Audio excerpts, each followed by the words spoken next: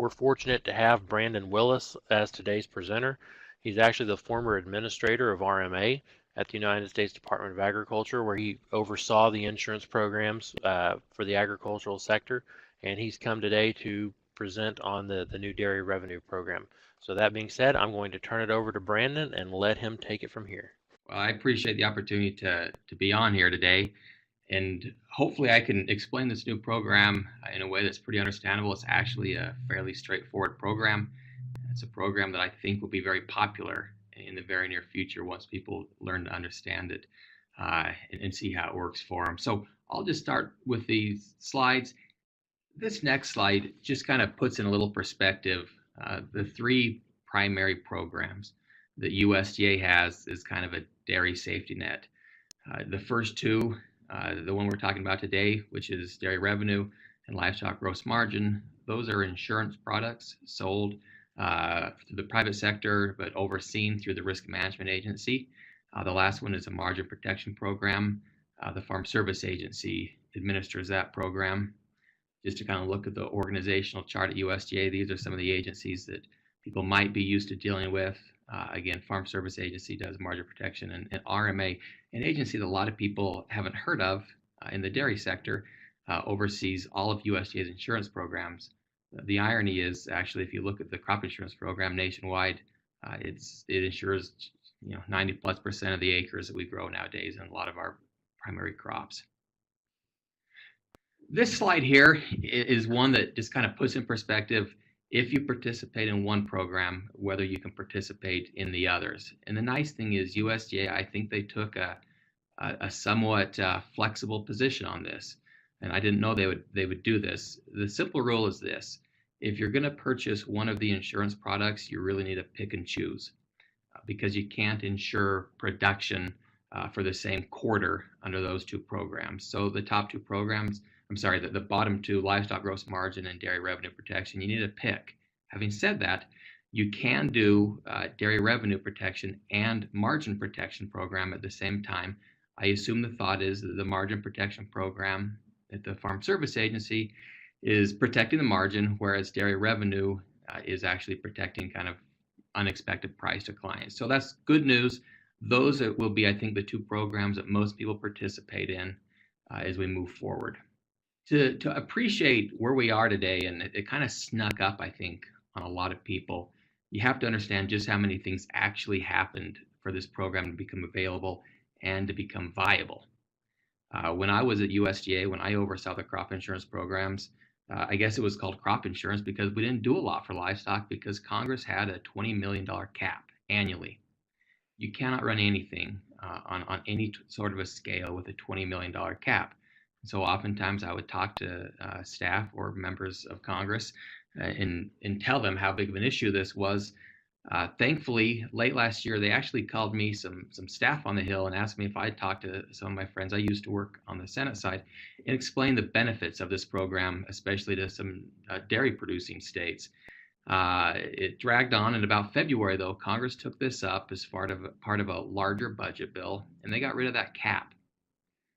When they got rid of that, it was only a few days later that Farm Bureau went before the Crop Insurance Board of Directors and got approval for this product, the dairy revenue protection. Livestock gross margin has been around for some time, but when it was popular around 2011, 2012, sales were literally shut off in minutes once they would start sales because USDA could not go over that $20 million cap. So a big deal happened. We could have this program today, but if they hadn't got rid of that cap, nobody would be able to purchase it, and it would be, unfortunately, not beneficial. So good move by Congress here in February. Just to give you a little background, because I think this will help you appreciate why this program works the way it does. A little background about USDA insurance in general. It's always going to be market oriented. It was about 15, 20 years ago, USDA put out a watermelon insurance policy. This was a policy where they didn't exactly follow the market. They paid too much for watermelons, and so you had a situation where farmers made more growing watermelons for the government than for the market. And that one example has made USDA nervous. In fact, when I was there multiple times, I said, we need to get a watermelon policy and they refuse to even talk about it. They're still nervous about that, and USDA is dead set on making sure that people make business decisions based upon the market, not upon crop insurance. So if the price of milk is low, what you will be insuring is the market price of milk. It will be low. And as we go through this program, this will make more sense. Second of all, it's privately delivered. USDA is the risk management agency. They set the rules, they set the rates, they oversee the program. But they in turn work with about 17 companies in the private sector who in turn work with agents. And those agents are the face that farmers deal with every day. So it's kind of this public-private partnership where certainly the government's in charge of the program, but the farmers actually dealing with the private sector. And I think that's an advantage. You have some agents that do a great job. Finally, the last thing, discounted premiums. Few people realize that the crop insurance program has been around since the days of Franklin Delano Roosevelt, 1938. It didn't take off till the 80s, and it really didn't take off until about early 2000s when Congress decided they wanted to discount how much farmers were paying. So on average today, a farmer pays about 50% of the true value of the premium. USDA's insurance products are just like your homeowners and car insurance. They have actuaries that look at the chance they're going to pay out a loss, and they set their premiums accordingly. One of the unique things about USDA's insurance policies is how they can come, is how you can create a new one. You might be used to the margin protection program where nothing happens until about every 5 years Congress passes a farm bill. Crop insurance is much more dynamic. There's 3 ways you can get a new policy. 1, Congress can put in a farm bill, just like margin protection program. Second, USDA actually, the risk management agency, they have the ability to create new programs, and they do that at times. Finally, the private sector. Many of the products that farmers nationwide use nowadays actually were developed by the private sector. They go to USDA. USDA has a crop insurance board of directors. I used to be on that. We used to meet every other month and we would go over potential new policies. And if they fit the criteria and they're advantageous to farmers, USDA will approve those. Practically speaking, it makes no difference whether that new product came from Congress, USDA, the private sector. Dairy revenue protection, I think credit goes out to Farm Bureau. You had a combination of the Farm Bureau Federation and Farm Bureau Insurance Company. They went to the crop insurance board directors and created this program, and now it's out there just like every other insurance product.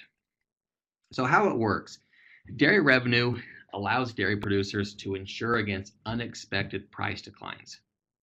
And there's a little index in there when we go to see if you're going to be able to receive an indemnity payment at the end of the quarter. They're going to look at some state level milk production as well. A dairy producer chooses, do they want to insure class 3 or class 4 or any combination of those 2 types of milk, or do they want to insure components, butter, fat, protein, or other solids? There's a tremendous amount of flexibility built in this program that I think people will really appreciate how well they can tailor it to their operations. So if you're a producer and you're looking at this program, there's really 4 things that you have to consider, 4 decisions that you can make. First, do you want to insure based upon the classes of milk or components? Second, how much of your production do you want to insure? You can insure up to 100% of your anticipated production per quarter, but you can insure 25% one day and 25% another day and 25% another day. There's a tremendous amount of flexibility. You certainly don't have to insure 100% at the same time. And as I go along and explain how frequently you can insure, that'll make more sense. The level of coverage, you can insure from 70% of the expected revenue up to 95%. Now I'm going to stop right there and tell you everybody's going to insure at 90 and 95%. If you actually look at USDA's sample rates they're putting out right now, it becomes clear they don't anticipate making any payments at the lower levels. It just takes too much of a price decline to get much of a payment there. Finally, the dairy farmer can insure up to 5 quarters in the future. So what's nice about this is if you want to insure 4 quarters ahead and not insure any milk in the next 2 quarters, you can do that. Each quarter is taken kind of in isolation by itself. So looking at the timing of the purchase and the payment, again, you can purchase a quarter at a time. The last day that you can purchase for the upcoming quarter is the 15th of the preceding month. So let's say hypothetically that you wanted to purchase this program for the fourth quarter of this year. Now, I'll caveat that by saying it's not available to be purchased right now, but if it was, you would have been able to purchase it up through September 15th. So when USDA opens this program, and they'll open it for purchase on October 9th, I believe, you could start buying for the first quarter of next year or any other quarters. But if you're looking at the upcoming quarter, the 15th of the month is the last day.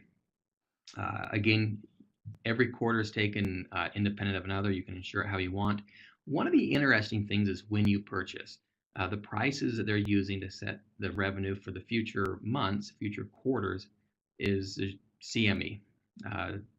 They're using the futures prices, and so they're not going to allow purchases while the market's open. So essentially, you can start purchasing around 4 p.m. Central Time, 3 p.m. out west, I guess, and you can purchase up until 9 a.m. Central the next day. So really, you're talking late afternoon, evening, maybe early morning is when you can purchase this.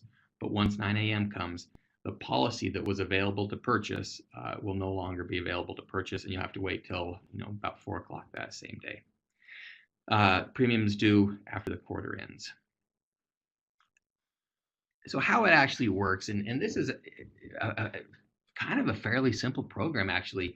The way I think about it is I think of the left hand and then the right hand. The left side of the equation, the revenue guarantee, that's what we're going to establish up front. That's what we're going to know going in, that we've guaranteed a certain amount of revenue. On the right side is what we look at after the quarter is over. What actually happened? Where did futures prices actually end up? And how did that state level production impact things? The difference between kind of the guarantee and the actual revenue is what we'll actually receive in an indemnity payment. And if the actual revenue is higher than the revenue guarantee, there won't be an indemnity paid. A little bit more detail on the left side of the equation. What are we guaranteeing? It's pretty simple, and I think it's straightforward. First of all, our production. How many pounds of milk are we going to insure? Declared, covered, insured production. What are the futures prices? That's the next thing that we'll look at. They're going to do a simple average of the 3 months futures prices. Finally, what's the coverage level? For example, 95%. You'll multiply those all together and you'll end up with a revenue guarantee. There is one at very bottom little bullet, adjustment for productivity. I'll explain that just a little bit here in a second. Next one, let's look at the actual milk revenue. Again, we calculate this after the quarter is over. We'll look at the actual ending prices. So we'll look at what did the market do during that quarter, and then we'll multiply that by a statewide quarterly production adjustment. And I'll go over a little bit of what that entails in a moment. It's a very simple concept of how that works also. So that production factor that I talked about, it's basically a tool that allows you to insure a little bit higher than what it would be considered average. And I'm just going to give you a simple example. If somebody produces milk and they always receive a 20% premium in the market, the milk has some special attribute. This is something that will help those people insure at a level that better reflects the value of their milk. So if you typically insure at the class, if you have the class 3, and let's say it's $16 in the futures price, but you're already you're always 20% over that, you basically can add 20%. Now, this production factor allows you to go to 150% of normal. What it doesn't do is result in indemnity payments that are more likely or less likely. What it means is when you actually receive an indemnity payment, it'll be more in line with the value of the milk you insured, because this production factor will be applied to the left side of the equation, the guarantee, and the right side, the actual. So what it does is it doesn't increase likelihood you're going to receive a payment, but it does increase the payment if you actually receive one. And I do have an example here in a little bit of kind of the math behind this. The state index milk production. This is a fairly simple concept, and I'll just explain what it does, and then I'll explain the math behind it. Basically, for every quarter that you insure, USDA is going to have an expected milk production per cow for that quarter. Let's say it's about 5,000 pounds perhaps. And then what they'll do is after that quarter is over, they'll look at the actual milk production per cow.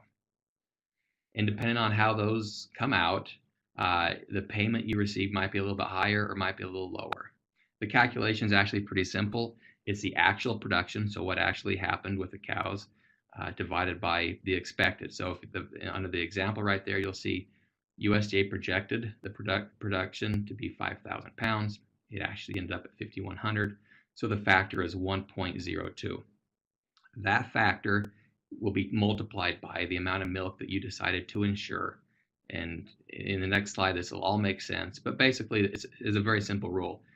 If the milk exceeded what we expected, your production will show a little bit of a higher production than you initially guaranteed, and that will result in a little bit lower payment.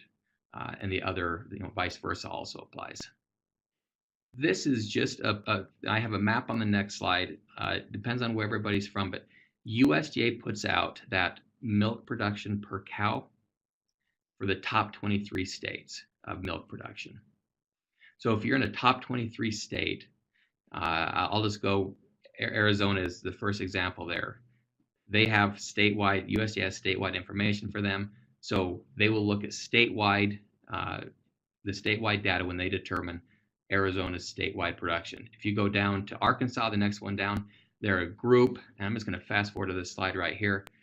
If you are not in the top 23, if your state is not in the top 23 of production, then they do not have that per cow milk production by quarter, and so they will aggregate you into some other states. And this is just those pooled states. I realize pooled has kind of some different meanings in the dairy industry, but for purpose of this, it's simply if you're in a state that's not the top 23, you'll be combined with other states to determine your milk production per cow. And I'm happy to share this slide with anybody afterward, the slide deck, so you have that information. But again, I'll just go back. If you can look there and you can see if you're a state, if it says state, you're on your own. If it's not, you're in a group. I believe Utah is number 23. They're the last ones that have their own. Okay, this is, I think, where everything hopefully will make sense. This is an actual calculation using some hypothetical numbers. I'll do a class pricing example. The next one will be a component pricing example. And let me walk you through what this does. On the left side, again, we have the guarantee. In this example, the farmer chose they wanted to insure 75% of their milk at class 3 and 25% at class 4. You see that under the kind of the middle column there, farmer's choice percent of price.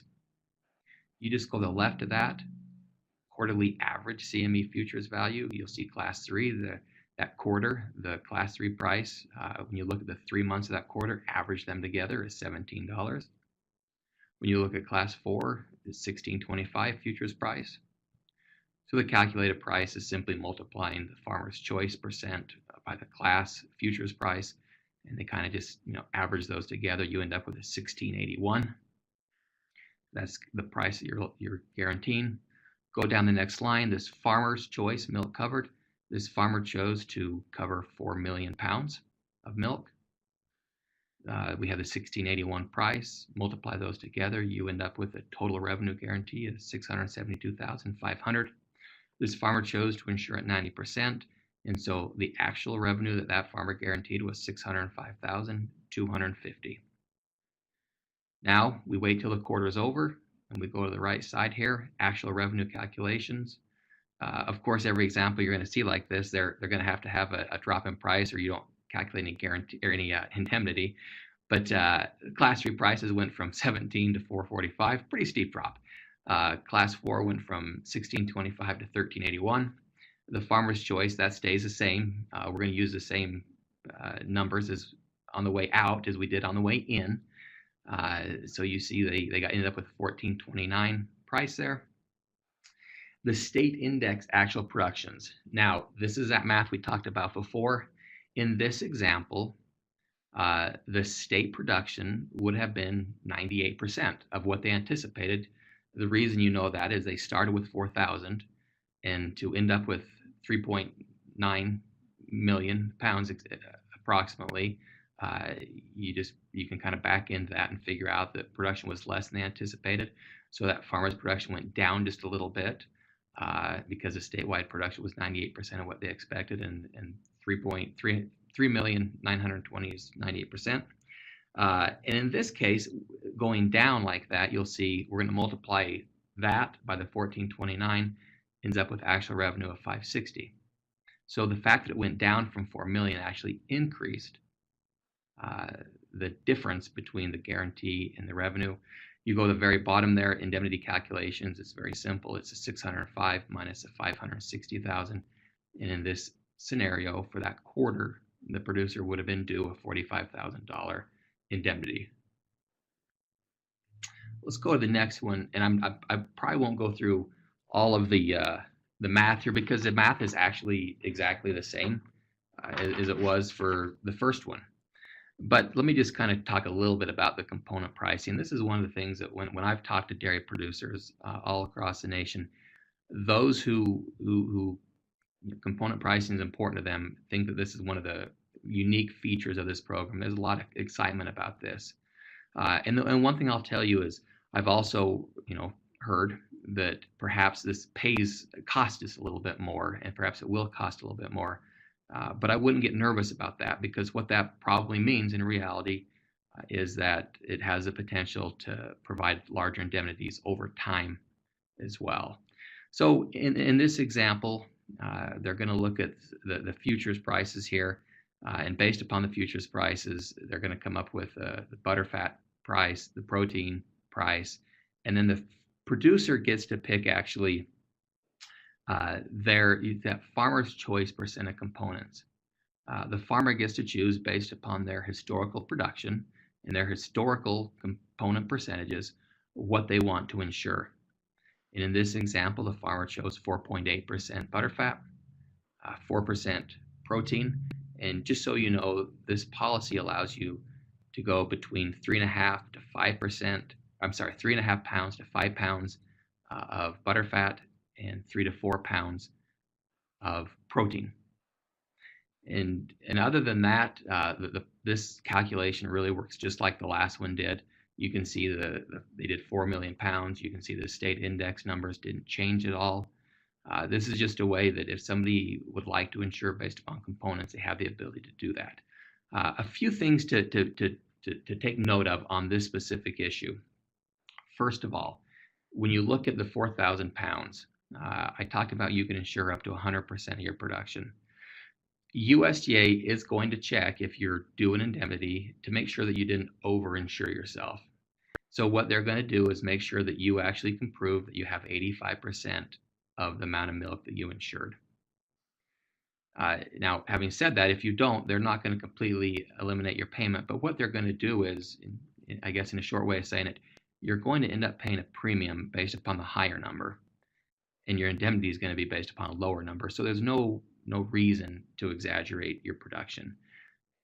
On that component percentage, they're also going to check there. They're going to check your records, and they're going to validate that you have 90% of what your butterfat percent was and what your protein percent was. So again, 90% on those, 85% on the milk. And again, you'll still be eligible for a potential payment if you overestimated, but there's really no need to overestimate because it is not going to really help you at the end of the day. I talked about that production factor. That was the factor that allows you to insure a little higher value. And this is just two simple examples here. This is from the state of Indiana. This was a kind of a sample quote from the middle of last week. And let me just walk you through some of the numbers here to give you an idea. This is a person that insured 75% of their milk under Class 3, and the Class 3 expected price was $16.23. They insured 25% under their Class 4, and that was about $15. They insured at 95%. And what you'll see in those under the blue circles, the top one is just 100% of the futures prices at no, at 100% production factor. You'll see the coverage was 151,359. If you just go straight down from there, you'll see the total coverage on the next one, which has a protection factor of 1.5, so 150%. You go up to $227,039. Now, if you want to go to the far right side of that, you'll see the producer premium to insure was $548 on 100% of the production factor, $822 on 150%. And by the way, this was £1 million. So these are actual numbers from Indiana. And let me talk just a little bit about that. You can go online now, or you can work with an agent who can go online, I should say that. And you can kind of gain an idea of how much this product would cost. It's not for sale now, and then these are nothing more than what I am told to be representative samples of what it would cost. Having said that, I've actually spent a tremendous amount of time looking at different states, different days, and I'm going to tell you, the numbers they're putting out are tracking with the market. In other words, these expected prices are directly tied to the futures market. And USDA has said, they've told me, because I've asked them, that what they're posting are representative. So here's the thought I have, and I would bet the farm on it. I spent the last about 8 years, I implemented all the 2008 Farm Bill for the Farm Service Agency, and I implemented the 2014 Farm Bill actually with this team, the Risk Management Agency. The biggest fear that they have at USDA is putting out a program like this and having a mistake on that first week or two when it goes out, a software mistake, some wrong calculation. So while USDA will not say that these are actual rates and prices, I would highly suspect that what USDA is putting out today are actual rates and actual prices. I could not imagine under any circumstances they would put out fake rates, and then it would change on October 9th. So if you're curious about what it would cost, what I would say is, I think we can probably give you a pretty good idea of what it costs. The prices are going to vary by day, but I do believe, and time will tell, we'll know about October 9th, but I do believe that USDA is actually putting out some real rates right now, trying to make sure that when this program goes for sale, they're on top of it and they're ready to go. We kind of covered this. It was simply just don't overinsure. You want to be realistic with your information. It'll just be a hassle for you, and you'll end up hurting your own bottom line if you overinsure. Now, I'm not suggesting you underinsure either, but I'd just be realistic with the pounds of production and if you use components with the pounds of butter, fat, and protein as well. So how this actually works is a little different than some other insurance policies USDA has. There's 2 steps. First of all, you have to fill out an application. That application remains in effect forever, essentially. It can be submitted at any time throughout the year. But if you actually want to purchase a policy, you have to do that, what's called an endorsement. But to do an endorsement, you have to have a policy in and basically kind of approved by USDA. So what I suggest is that if somebody has a remote interest in the program, fill out an application soon, have it in, make sure that you're good to go, and then when you decide to actually pull the trigger, you're in good shape. There's absolutely nothing, no payment. You're not on the hook for anything by simply filling out an application. What really happens is when you fill that out, the agent will send that, and that'll basically go to USDA, to the Risk Management Agency. The Risk Management Agency will bounce that off of information within the Farm Service Agency, such as whether you've filled out the proper conservation compliance forms, etc.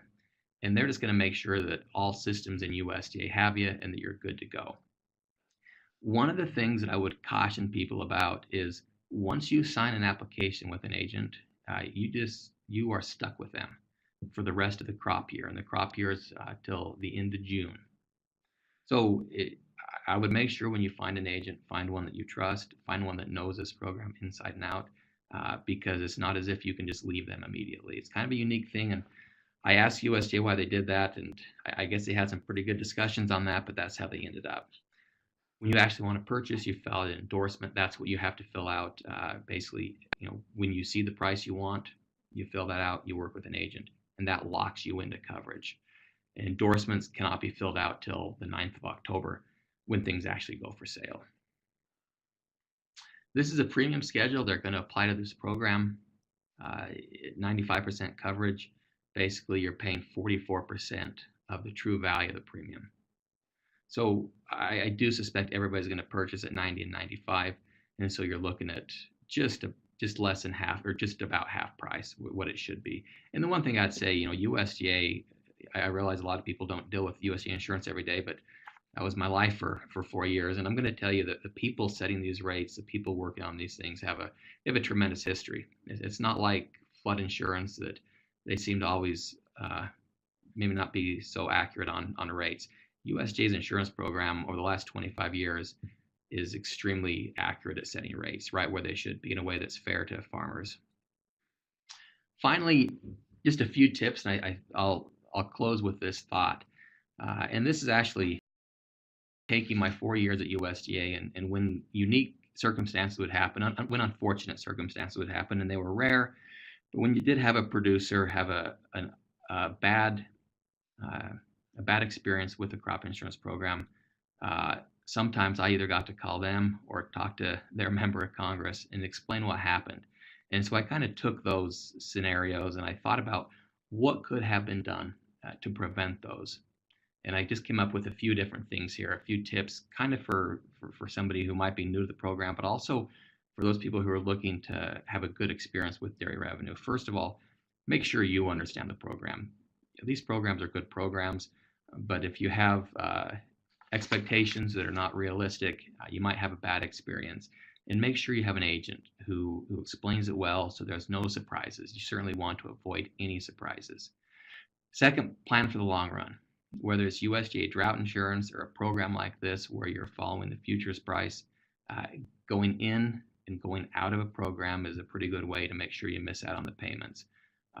We often think that we can predict futures prices or that we can predict the weather, and history shows it's not as easy as we would think. So I'm not certainly suggesting that there's a strategy here that you want to ensure 100% of your production every quarter. I don't know what you want to do, but I would just simply say that going in and out might be a way that it doesn't work very well for you over time. With this one, watch cost. It will be interesting to see exactly, and I'm gonna go to the next slide here. This is a state, and I'll be very frank. I think it was a Midwestern state, and I think I did class 3 insuring every day. And this here, that blue line represents what the producer would have paid, and you can see it varies greatly. Now, obviously, the cost is also tied to the futures price, but one of the things when they decide how much to charge for this program, there's at least two factors they're going to look at. One is the volatility in the options market. They also look at that state level volatility in production because that impacts prices. So these prices might vary quite a bit every day. Obviously, we haven't seen the exact prices, so we don't know for sure. But when we look at the representative prices, you are seeing prices fluctuate. And if I was going to purchase this program, I would want to be able to call a good agent and say, hey, what are prices today? And next, how does that compare with usual? You don't want to just focus on the futures price of milk when you lock in, but you also want to know what you're paying for that. Finally, and I just wanted to emphasize this last part, it kind of goes back to one of the first slides where it says, this doesn't protect from low prices. USDA and all their programs, again, they're going to follow the market. And this is no different. This product doesn't protect you solely from low prices. It protects you from unexpectedly low prices. It protects you when the futures market, when the actual prices fall below what the futures market projected. So if you're in a period of $15 class 3 milk, but the futures market as far out as it'll go is $15, you have to realize this insurance is going to let you insure at around $15. It's not going to allow you to insure at $18.